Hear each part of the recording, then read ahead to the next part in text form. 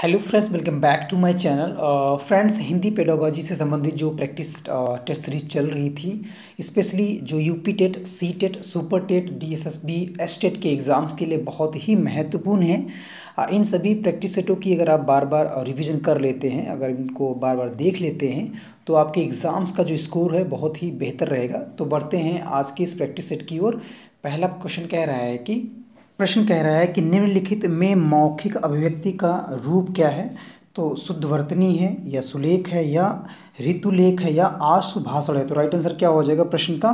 Correct जो विकल्प होगा वो हो जाएगा विकल्प डी, आशु भाषण। बाकी जो शेष विकल्प हैं आपका शुद्धवर्तनी हो गया, सुलेख हो गया और ऋतुलेख हो गया, ये सभी जो हैं और लेखन से संबंधित है। ये तीनों जो विकल्प हैं ये लेखन से संबंधित हैं, बट मौखिक अभिव्यक्ति का जो रूप होगा वो आशु जो भाषण है ये होगा। विकल्प डी जो होगा करेक्ट आंसर होगा।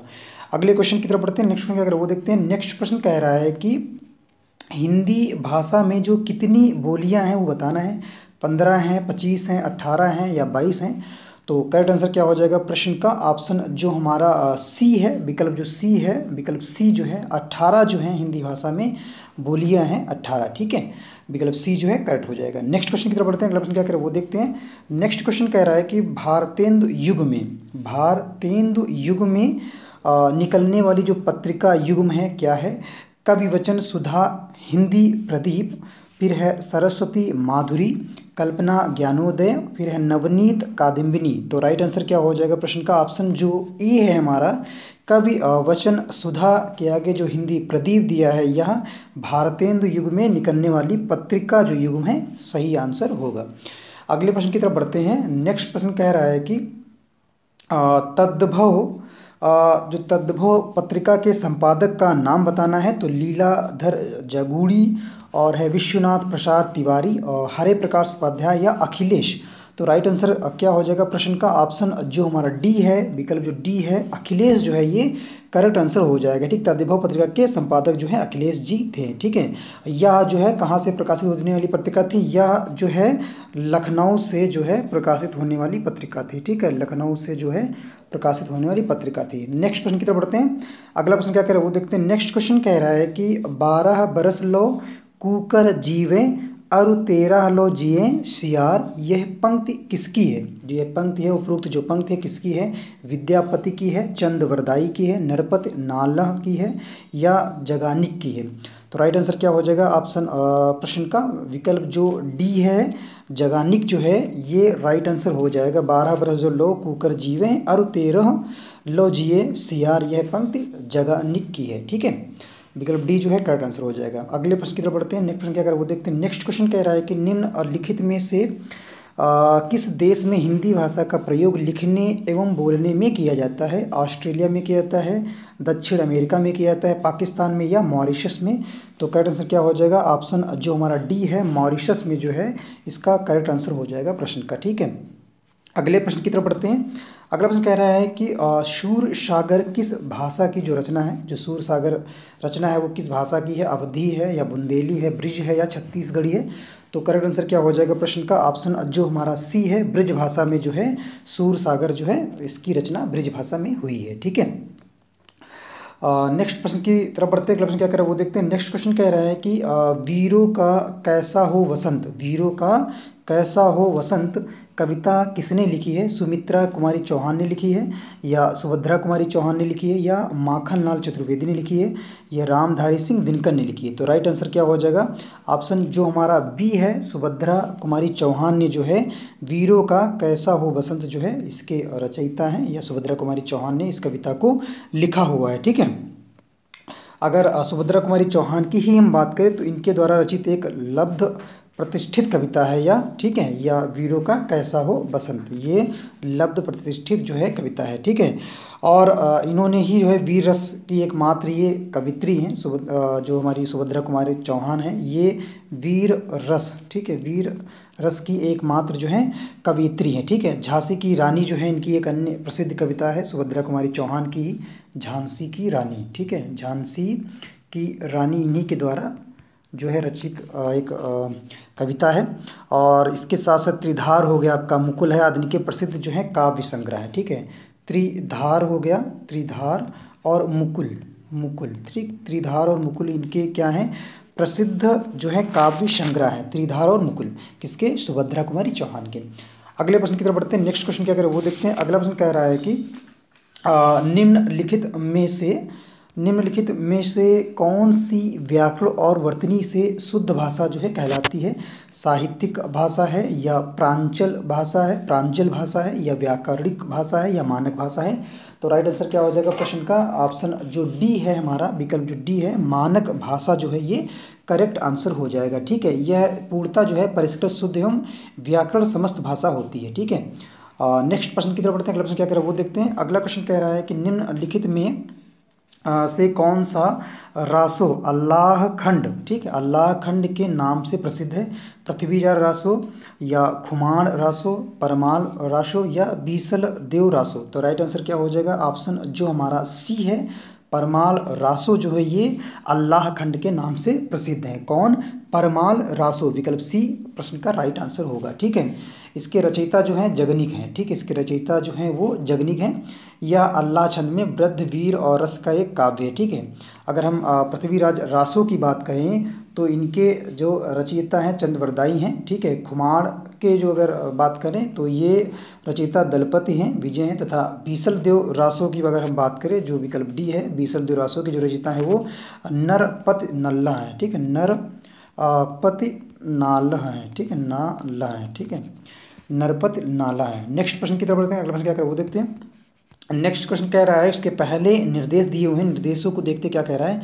निर्देश कह रहा है कि 41 से 45 जो प्रश्न दिए गए गद्यांश को पढ़कर आपको प्रश्नों के सही विकल्प छांटना है। तो नीचे गद्यांश दिया हुआ है, गद्यांश को पढ़ते हैं। कह रहा है कि आदिम आर्य घुमक्कड़ ही थे, यहाँ से वहाँ वे घूमते ही रहते थे, घूमते भटकते ही वे भारत पहुँचे थे।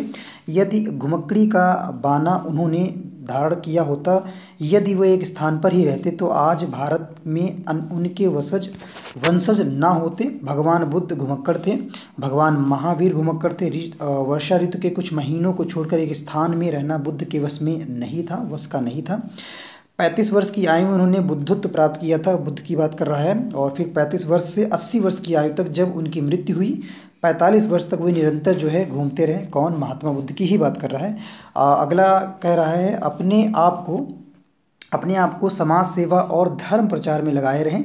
अपने शिष्यों से उन्होंने कहा था कि चरथ, ठीक है, भिखवे चारिक, हे भिक्षुओं घुमकड़ी करो। यद्यपि कभी भारत के बाहर नहीं गए, किंतु उनके शिष्यों ने उनके वचनों को सिर आंखों पर लिया और पूर्व में जापान, उत्तर में मंगोलिया, पश्चिम में मकदूनिया और दक्षिण में बाली द्वीप तक धावा मारा। श्रावण महावीर ने स्वच्छंद विचरण के लिए अपने वस्त्रों को त्याग दिया। दिशाओं को उन्होंने अपने अंबर बिना लिया। वैशाली में जन्म लिया और पावा में शरीर त्याग किया और जीवन पर्यंत घूमते रहे। मानव के कल्याण के लिए, मानवों की राह प्रदर्शन के लिए और शंकराचार्य 12 वर्ष की अवस्था में संन्यास लेकर कभी केरल, कभी मिथिला और कभी कश्मीर और कभी बद्रिकाश्रम में घूमते रहे। कन्याकुमारी से लेकर हिमालय तक समस्त भारत को अपना कर्म क्षेत्र समझा। सांस्कृतिक एकता के लिए, समन्वय के लिए, ऋतु धर्म की रक्षा के लिए शंकराचार्य के प्रयत्नों से ही वैदिक धर्म का उत्थान हो सका। प्रश्न क्या है, इनसे जुड़े हुए, इस गद्यांश से जुड़े हुए प्रश्न हैं नीचे। तो प्रश्नों को देखते हैं। पहला प्रश्न क्या कह रहा है।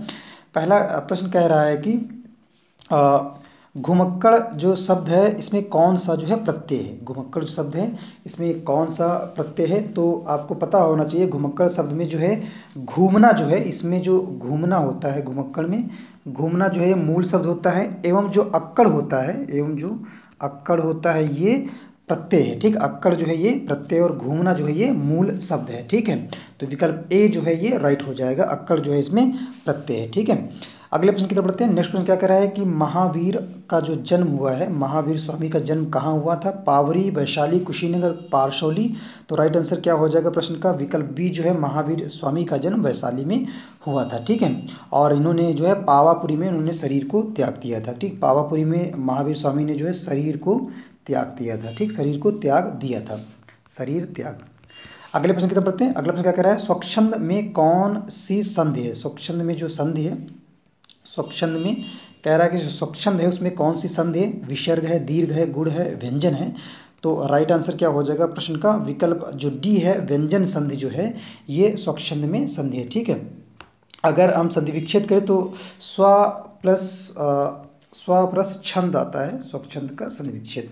अगले प्रश्न की तरफ बढ़ते हैं। नेक्स्ट क्वेश्चन क्या कह रहा है वो देखते हैं। अगला प्रश्न कह रहा है कि महात्मा बुद्ध ने जब बुद्धत्व प्राप्त किया तब उनकी अवस्था जो है कितनी थी, उनकी एज कितनी थी, अवस्था क्या थी? 12 वर्ष, 35 वर्ष, 45 वर्ष या 80 वर्ष? तो राइट आंसर क्या हो जाएगा प्रश्न का? तो विकल्प जो हमारा बी है, 35 वर्ष की आयु में जो है महात्मा बुद्ध ने बुद्धत्व जो है प्राप्त किया था। ठीक है, उनकी अवस्था उस समय क्या थी? 35 वर्ष थी। अगले प्रश्न की तरफ बढ़ते हैं। अगला प्रश्न क्या कह रहा है वो देखते हैं। नेक्स्ट क्वेश्चन कह रहा है कि श्रुति धर्म, ठीक है, श्रुति धर्म का जो क्या अर्थ है वो बताना है। जैन धर्म से है या बौद्ध धर्म से है, मुस्लिम धर्म से है, वैदिक धर्म से है? तो राइट आंसर क्या हो जाएगा? ऑप्शन जो हमारा डी है, वैदिक धर्म से जो है श्रुति धर्म का अर्थ होता है। ठीक है, वैदिक धर्म से इसका संबंध है गद्य के अनुसार। नेक्स्ट क्वेश्चन की तरफ बढ़ते हैं। अगला प्रश्न क्या कह रहा है कि निमिष, ठीक है, निमिष जो है शब्द का पर्याय क्या है? निमिष शब्द जो है उसका पर्याय क्या है? प्रकाश है, छिद्र है, पूर्ण है, क्षण है? तो राइट आंसर क्या हो जाएगा? ऑप्शन जो हमारा डी है, क्षण जो है ये राइट आंसर हो जाएगा। निमिष शब्द का जो पर्याय है वो क्षण होता है। ठीक है, जो अत्यल्प समय का घोतक होता है। ठीक है, जो अत्यल्प समय का घोतक होता है। अगले प्रश्न की तरफ बढ़ते हैं। नेक्स्ट प्रश्न क्या कह रहा है वो देखते हैं। नेक्स्ट क्वेश्चन कह रहा है कि मुझसे उठा नहीं गया वाक्य में वाच्य बताना है। कृतवाच्य है या कर्मवाच्य है, भाववाच्य है या उपरोक्त में से कोई भी नहीं है? ठीक है, तो राइट आंसर क्या हो जाएगा? ऑप्शन जो हमारा सी है, भाववाच्य जो है मुझसे उठा नहीं गया में जो वाच्य है वो भाववाच्य है। ठीक है, भाववाच्य को थोड़ा समझ लेते हैं। भाववाच्य में जो अकर्मक क्रिया होती है उसका प्रयोग होता है और जो क्रिया का जो स्वरूप होता है वो कर्ता या कर्म के अनुसार ना होकर किसके अनुसार होता है? भाव के अनुसार होता है। ठीक है, जो क्रिया होता है, क्रिया का इसमें भाववाच्य में जो क्रिया है इसका जो स्वरूप होता है, क्रिया का जो स्वरूप होता है वो कर्ता या, ठीक है, कर्ता या कर्म के अनुसार, कर्म के अनुसार ना होकर किसके अनुसार होता है? ये भाव के अनुसार होता है। ठीक है, किसके अनुसार? भाव के अनुसार होता है। जबकि हम कृत्यवाच्य की अगर हम बात करें इसी प्रश्न में, अगर हम कृत्यवाच्य की बात करें तो इसमें क्रिया जो होती है कर्ता के लिंग और वचन के अनुसार एवं कर्मवाच्य में जो है, अगर कर्मवाच्य की बात करें, कर्मवाच्य में जो होता है इसमें क्रिया जो होती है कर्म के लिंग और वचन के अनुसार होती है। ठीक, इसमें जो क्रिया होती है वो किसके अनुसार होती है? इसमें जो क्रिया होगी वो किसके अनुसार होती है? वो कर्म के लिंग के अनुसार होती है, कर्म के लिंग के अनुसार होती है। ठीक है, अगले प्रश्न की तरफ बढ़ते हैं। नेक्स्ट क्वेश्चन क्या कह रहा है वो देखते हैं। अगला प्रश्न कह रहा है कि जिसकी पूर्व से कोई आशा ना हो के लिए एक शब्द क्या है? प्रत्याशा, अप्रत्याशित, अपरिमेय, अनाहूत। तो राइट आंसर क्या हो जाएगा प्रश्न का? ऑप्शन जो हमारा विकल्प बी है, अप्रत्याशित जो है ये करेक्ट आंसर हो जाएगा। ठीक, जिसकी पूर्व से कोई आशा ना की गई हो उसके लिए एक शब्द क्या होता है? अप्रत्याशित होता है। अपरिमेय की अगर हम बात करें इसी प्रश्न में, अपरिमेय की बात करें जिसकी माप ना संभव हो, ठीक है, जिसकी क्या ना हो संभव, माप ना संभव, उसे क्या बोलते हैं? अपरिमेय। ठीक है, और अनाहूत की बात अगर हम करें, अनाहूत की अगर बात करें तो ये क्या होता है? जो बिना बुलाए आया हो। ठीक, बिना बुलाए आया उसे क्या बोलते हैं? बिना बुलाए अगर कोई इंसान आता है तो उसे क्या बोलते हैं? अनाहूत बोलते हैं। ठीक है, नेक्स्ट प्रश्न की तरफ बढ़ते हैं। अगला प्रश्न क्या कर रहा है वो देखते हैं। नेक्स्ट क्वेश्चन कह रहा है गोधूम, ठीक है, गोधूम शब्द का जो तद्भव है, कई बार प्रश्न पूछा जा चुका है एग्जाम में, तो सही से इसको समझिएगा। गोधूम शब्द का तद्भव क्या है? गेहूं है, गाय है, गोबर है, गोधन है? तो राइट आंसर क्या हो जाएगा? ऑप्शन जो ए है, गोधूम का मतलब क्या होता है? गेहूं होता है। ठीक है, गेहूं होता है या गेहूं शब्द का जो है तद्भव है गोधूम। ठीक है, अगले प्रश्न की तरफ बढ़ते हैं। नेक्स्ट प्रश्न क्या कह रहा है? नेक्स्ट प्रश्न कह रहा है कि निष्कपट, ठीक है, निष्कपट जो शब्द है इसका संधि विच्छेद क्या होगा? निकपट होगा या निष्कपट होगा या नि प्लस कपट होगा या निश प्लस कपट होगा? तो राइट आंसर क्या हो जाएगा प्रश्न का? ऑप्शन जो हमारा ए है, विकल्प ए जो है निह प्लस कपट जो है ये निष्कपट शब्द का संधि विच्छेद होगा। ठीक है, और इसमें अगर हम संधि की बात करें तो कौन सी संधि है? इसमें हमारी विसर्ग संधि है। ठीक है, विसर्ग संधि है। ठीक है, विसर्ग संधि है निष्कपट में। ठीक है, नेक्स्ट प्रश्न की तरफ बढ़ते हैं। अगला प्रश्न क्या कर रहा है वो देखते हैं। अगला प्रश्न कह रहा है कि निम्न में से निम्न में से किस शब्द की वर्तनी सही है, जिसकी वर्तनी जो है सही है वो बताना है। अनुग्रहित, अनुगृहित, फिर है अनग्रहित, फिर है अनुग्रहित। तो राइट आंसर क्या हो जाएगा प्रश्न का? ऑप्शन जो हमारा विकल्प बी जो है अनुग्रहित जो है ये शब्द जो है वर्तनी की दृष्टि से जो है सही है। ठीक है, वर्तनी की दृष्टि से सही है। शेष जितने भी विकल्प हैं वो वर्तनी की दृष्टि से देखें तो त्रुटिपूर्ण है। आपका अनुग्रहित है ये, अनग्रहित है ये सभी त्रुटिपूर्ण हैं। ठीक है, लेकिन अनुग्रहित जो है ये वर्तनी की दृष्टि से सही आंसर होगा। अगले प्रश्न की तरफ बढ़ते हैं। नेक्स्ट में कह रहा है कि अपेक्षा जो है, अपेक्षा का विशेषण रूप क्या होगा? सापेक्ष होगा, उपेक्षा होगा, निरपेक्ष होगा, अपेक्षित होगा। तो राइट आंसर क्या हो जाएगा प्रश्न का? ऑप्शन जो हमारा डी है अपेक्षित जो है ये अपेक्षा का विशेषण रूप होगा। ठीक है, अपेक्षा में भाववाचक संज्ञा है और स्त्रीलिंग यह शब्द है। अपेक्षा में कौन सा है ये भाववाचक संज्ञा भी है, भाववाचक जो है संज्ञा है, और यह कैसा है? यह स्त्रीलिंग है। ठीक है, स्त्रीलिंग है। क्लियर है? नेक्स्ट प्रश्न की तरफ बढ़ते हैं। अगला प्रश्न क्या कह रहा है वो देखते हैं। नेक्स्ट क्वेश्चन कह रहा है कि जो शा ध्वनि का उच्चारण स्थान क्या है? जो शा है वो उस ध्वनि का उच्चारण स्थान क्या है? दंत है, मूर्धा है, तालु है या दंतालु है? तो राइट आंसर क्या हो जाएगा प्रश्न का? ऑप्शन जो सी विकल्प है हमारा, जो तालु है वो शा ध्वनि का उच्चारण स्थान है। ठीक, इसके अतिरिक्त ई है हमारा ई हो गया, बड़ी ई हो गया, सॉरी ये नहीं, बड़ी ई हो गया, और चा हो गया, और छा हो गया, जा हो गया, आपका झा हो गया, और इया हो गया। ये सभी जो है इनका उच्चारण स्थान जो होता है ये सभी तालु है। ठीक है, इसी तरह अगर हम ता था दा और ना की बात करें, ता था दा धा ना की बात करें, तो इनका उच्चारण स्थान क्या है? इनका उच्चारण स्थान है दंत है। ठीक है, क्या है? दंत है इनका उच्चारण स्थान। और अगर हम टा ठा डा ढा अड़ा और रा और शा का उच्चारण स्थान देखें तो इनका क्या हो जाएगा? इनका हो जाता है मूर्धा। मूर्धा में कौन कौन से आते हैं? टा आता है आपका, ठा आता है, और डा आता है, और ढा आता है, ड़ा आता है, इसके अतिरिक्त रा आता है, और शा आता है। ये सभी जो कैसे हैं? उच्चारण स्थान कैसा है इनका? मूर्धा उच्चारण स्थान है। अगले प्रश्न की तरफ बढ़ते हैं। नेक्स्ट प्रश्न क्या कह रहा है? अत्यंत शब्द जो है में प्रयुक्त उपसर्ग क्या है? अत है, आ है, अत्य है या अति है? तो राइट आंसर क्या हो जाएगा प्रश्न का? करेक्ट जो आंसर हो जाएगा विकल्प हो जाएगा, विकल्प जो डी है हमारा। अत्यंत शब्द में जो प्रयुक्त उपसर्ग है वो अति है। ठीक है, अति जो है इसमें उपसर्ग लगा हुआ है। ठीक है, नेक्स्ट प्रश्न की तरफ बढ़ते हैं। अगला प्रश्न क्या कह रहा है? नेक्स्ट क्वेश्चन कह रहा है कि उपत्यका। ठीक है, उपत्यका जो है प्रश्न का अर्थ, जो उपत्यका है उसका अर्थ क्या है? सूर्य जिस पर्वत के पीछे से निकलता है उसे बोलते हैं, या प्राणियों के पेट का एक अंग है, पर्वत का एक शिखर है, या पर्वत के पास की भूमि है? उपत्यका। ठीक है, तो करेक्ट आंसर क्या हो जाएगा? विकल्प जो डी है, पर्वत के पास की जो भूमि होती है वो क्या कहलाती है? उपत्यका कहलाती है। ठीक है, पर्वत के पास की भूमि को कहते हैं। ठीक है, अगर हम सूर्य जिस पर्वत के पीछे से निकलता है उसे क्या बोलते हैं? इसी प्रश्न में इस तरह से आ जाता है, सूर्य जिस पर्वत के पीछे से निकलता है, विकल्प जो एक दिया हुआ है, उसे क्या बोलते हैं? उसे उदयाचल बोलते हैं। क्या बोलते हैं? ये अगर विकल्प ए की बात करें तो इसे क्या बोलेंगे? उदयाचल बोलेंगे। ठीक है, उदयाचल बोलते हैं। अगले प्रश्न की तरफ बढ़ते हैं। अगला प्रश्न क्या कह रहा है वो देखते हैं। नेक्स्ट प्रश्न कह रहा है कि अंगा जो है का उच्चारण स्थान क्या होगा? नासिक होगा, कंठाठ्य होगा, या मूर्धन्य होगा, या कंठ तालव्य होगा? तो राइट आंसर क्या हो जाएगा प्रश्न का? ऑप्शन जो हमारा ए है, नासिक जो है ये अंगा का उच्चारण स्थान है। ठीक है, और सभी वर्ग के जो पंचम अक्षर होते हैं, जैसे आपका अंगा हो गया जो विकल्प में जो प्रश्न में ही दिया हुआ है, और इया हो गया, और इसके अतिरिक्त अड़ा हो गया, और ना हो गया, एवं माँ हो गया, ये सभी जो है नासिक गण हैं। ठीक है, इनके उच्चारण में जो होता है जब आप बोलते हैं तो इसमें श्वास वायु जो है नासिक या नाक से निकलती है। जो अब श्वास जो वायु निकलती है वो कहाँ से? नाकों के द्वारा या नासिक से निकलती है। अगले प्रश्न की तरफ बढ़ते हैं। नेक्स्ट प्रश्न क्या कह रहा है वो देखते हैं। अगला प्रश्न कह रहा है कि 4 गज मलमल में कौन सा विशेषण है? 4 गज मलमल में कौन सा विशेषण है? संख्यावाचक है, परिमाण बोधक है, या गुणवाचक है, या सार्वनामिक है? तो राइट आंसर क्या हो जाएगा प्रश्न का? विकल्प सी जो है परिमाण बोधक जो है, 4 गज मलमल में परिमाण बोधक जो है ये विशेषण है। ठीक है, परिमाण बोधक अगर विशेषण की ही हम बात करें तो ये इसके जो हैं 2 प्रकार होते हैं परिमाण बोधक विशेषण के। एक तो होता है निश्चित परिमाण बोधक विशेषण। ठीक है, एक निश्चित होता है, और एक दूसरा जो है हम आपका अनिश्चित होता है। ठीक है, एक अनिश्चित होता है, एक निश्चित होता है। ठीक है, और विशेषण की अगर हम बात करें तो 4 प्रकार के ही विशेषण होते हैं। गुणवाचक विशेषण हो गया आपका, और संख्यावाचक विशेषण हो गया, परिमाणवाचक विशेषण हो गया, और सार्वनामिक विशेषण हो गया।